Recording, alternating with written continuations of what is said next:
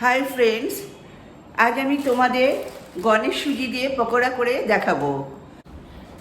এখানে আমার লাগছে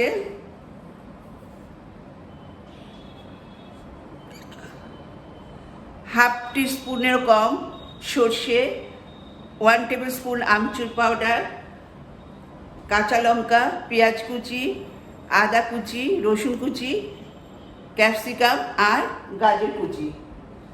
আর লাগছে হাফ কাপ টক দই, আর লাগবে 1 কাপ সুজি। তাহলে 1 কাপ আমি সুজি, গণেশ সুজি ঢাললাম। তাহলে চলুন এবার যাই, আমি আমার রান্নাটা করে দেখাই। আচ্ছা, প্রথমে আমি এরকম একটা বোল নিলাম, এর মধ্যে আমি হাফ কাপ টক দইটা দিয়ে দিলাম।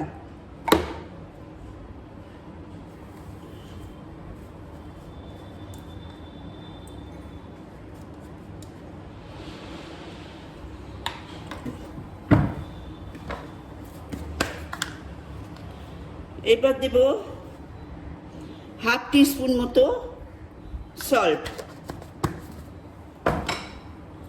এবার এটাকে ভালো করে মিশিয়ে নেব।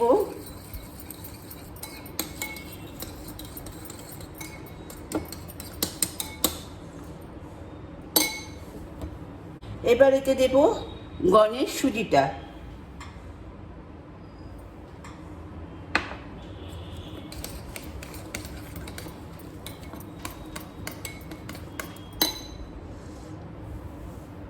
গণেশ সুজিটা এইভাবে এতে একটু ঢেলে দেব।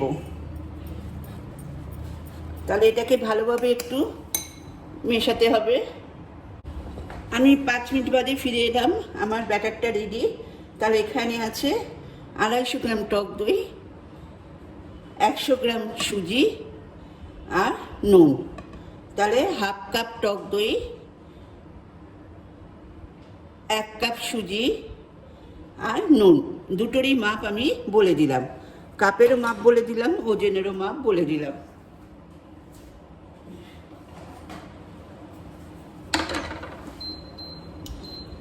এবার ইন্ডাকশন জ্বালালাম। এখানে আমি সর্ষের তেল দেব।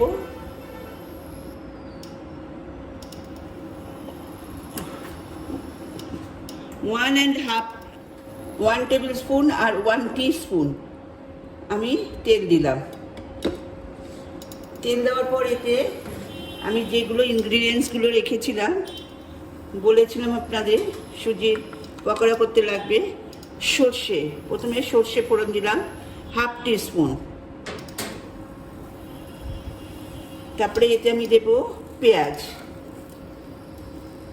আমার হাত ভালো, এবার পেঁয়াজটা এর সাথে ভাজবো। খুব বেশি ভাজার দরকার নেই, জাস্ট কালারটা চেঞ্জ হবে।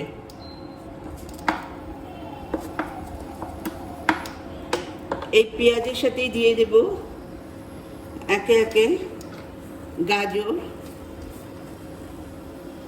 ক্যাপসিকাম কুচি, রসুন কুচি, আদা কুচি আর একটা লঙ্কা কুচি দিয়েছি। আপনারা যে যা নিজের পছন্দ মতো লঙ্কা কুচিটা দেবেন। আমার ঘরে বাচ্চা আছে তাই আমি একটা দিয়েছি, আপনারা আপনাদের নিজেদের মতো দেবেন।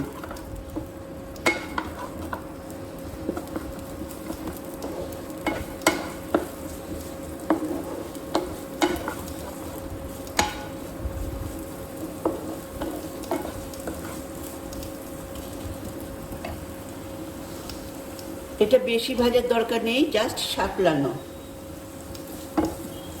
আপনারা কাঁচাও দিতে পারেন, কিন্তু কাঁচা দিলে একটা গন্ধ বেরোয়, সেই জন্যে আমি একটুখানি ভেজে নিই।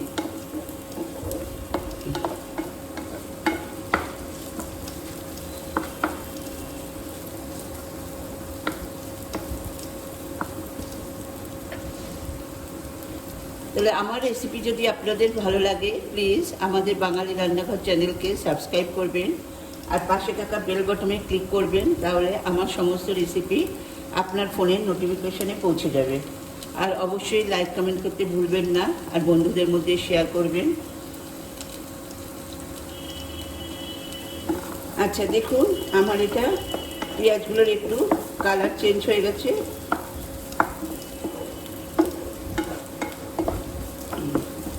একটা খুব সুন্দর গন্ধ আসছে, লঙ্কা, ক্যাপসিকাম, পেঁয়াজ সব মিলিয়ে, রসুন।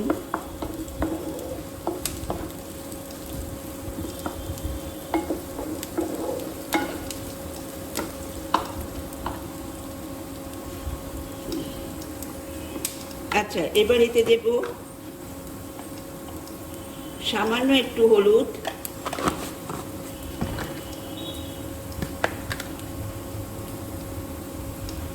আর হাফ টিস্পুন মতো সল্ট।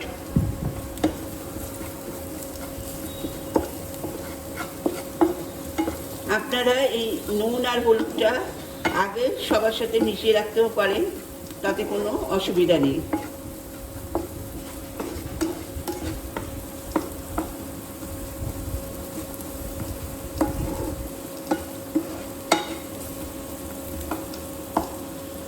তাহলে এবার আমি ইন্ডাকশনটা নেভাবো।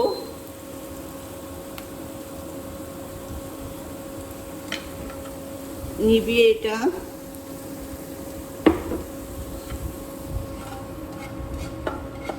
দেখুন ওই ব্যাটারটার মধ্যে দিয়ে দেব।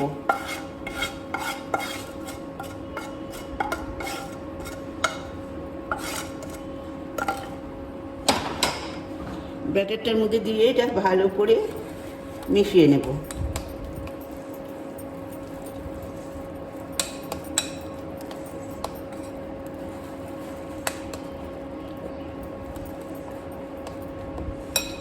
এবার আমি 1 টেবিল স্পুন আমচুর, আপনারা জিরে ভাজা গুঁড়োও দিতে পারেন, আমি আমচুর দিলাম।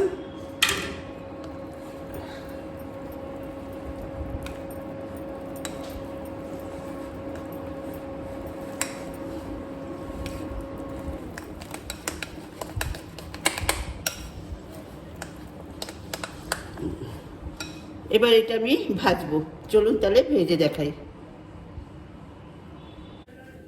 এবার আমি সুজির পকোড়া করে দেখাবো, গণেশ সুজির পকোড়া। এবার একটু আপাম বসালাম, একটু তেল দেব সামান্য। এই তেলটা দিয়েই সবগুলোকে একটু ব্রাশ করে নেব।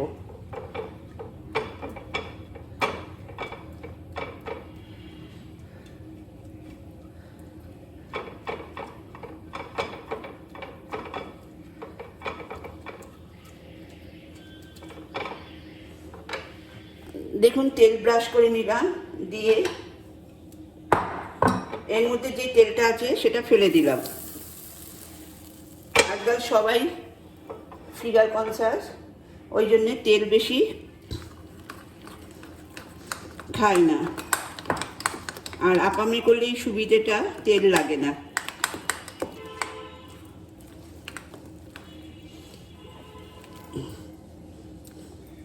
এবার প্রতিটা আপামে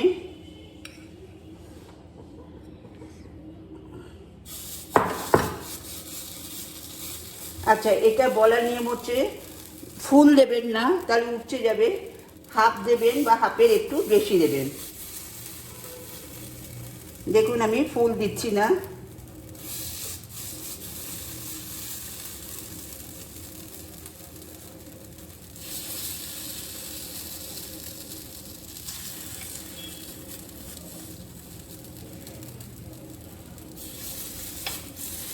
খুব সুন্দর রেসিপি, যে কোনো অনুষ্ঠানে বাড়িতে লোক নেমন্তন্ন করলে টিফিনে স্ন্যাক্স হিসেবে দিতে পারেন, অথবা নিজেরা চায়ের সাথে ব্রেকফাস্টে বা বিকেলে করে খেতে পারেন। এখন লোকে বেসন খায় না, সবাই সুজিটাকে বেশি প্রেফার করে, আমি অন্তত তাই করি।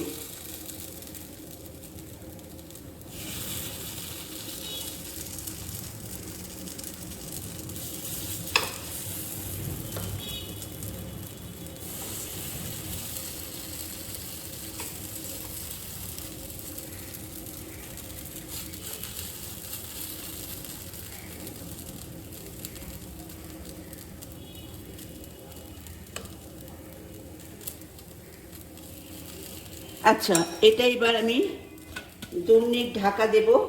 ঢাকা দিয়ে এবার উল্টে দেব। তাহলে 2 মিনিট বাদে ফিরে আসছি। আমি 2 মিনিট বাদে ফিরে এলাম। এবার একটা কাঠি নেবেন, আপামের সাথে থাকে, এই কাঠিটা দিয়ে এটাকে উল্টে দেবেন।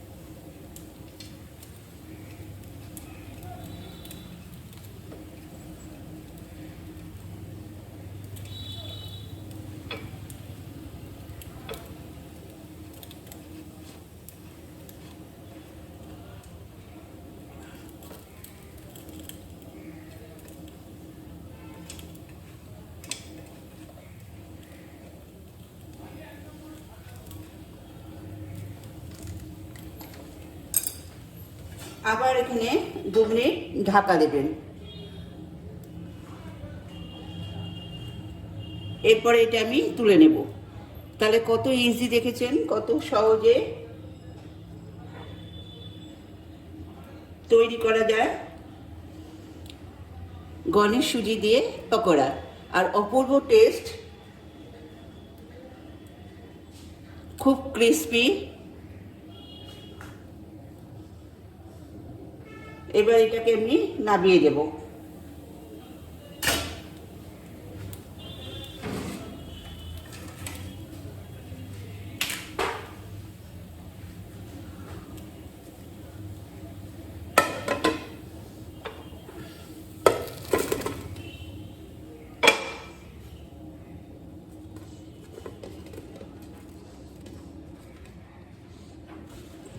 আবার একটু তেল দিয়ে সেম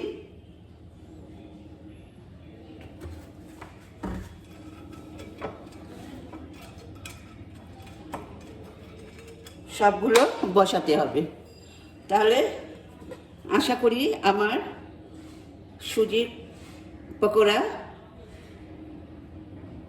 আপনাদের ভালো লেগেছে। আমি চাটনি দিয়ে পরিবেশন করব।